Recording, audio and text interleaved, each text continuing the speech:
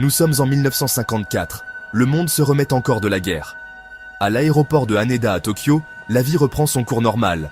Les gens s'affairent dans le terminal. Mais en ce jour, quelque chose d'extraordinaire se produit.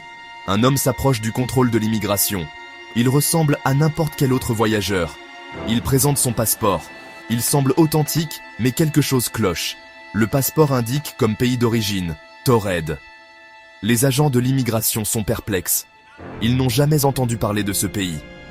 Ils consultent leurs cartes et leurs ouvrages de référence. Il n'y a aucune trace d'un pays appelé Taured. Il insiste sur le fait que Taured est un pays réel. Il leur montre son permis de conduire. Il a également été délivré par Taured. Il sort même son chéquier. Il porte le nom d'une banque de Taured. Les agents de l'immigration sont déconcertés. Ils n'ont jamais rien vu de tel. Le passeport est convaincant. Il a l'air réel.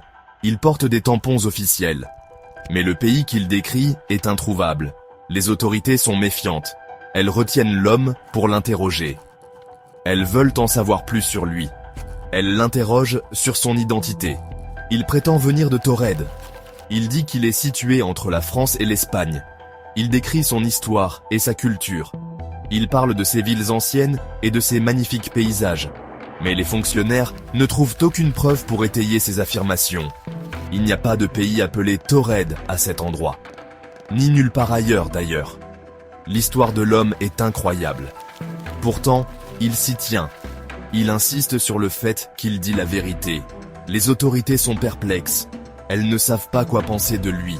Elles décident d'enquêter plus avant. Elles emmènent l'homme dans un hôtel voisin. Elles le placent dans une chambre avec 2 gardes postés à l'extérieur. Elles veulent l'empêcher de s'échapper. Elles veulent aussi le garder en sécurité. Elles ne savent pas s'il représente une menace.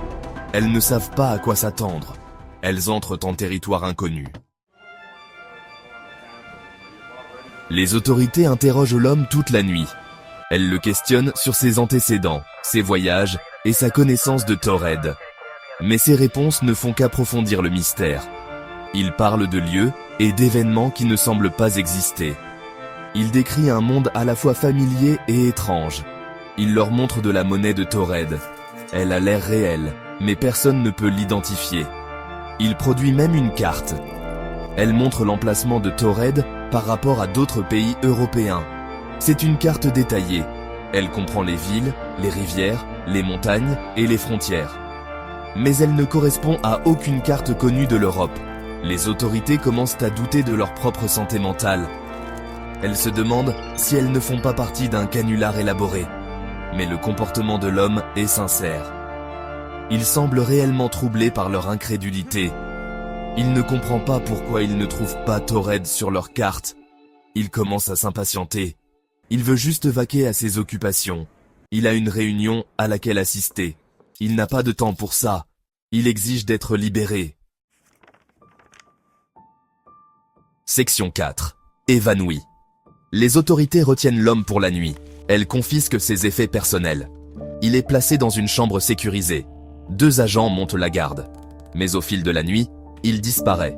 Le matin, il n'est plus là. La porte est verrouillée de l'extérieur. Les fenêtres sont fermées. Les autorités sont stupéfaites.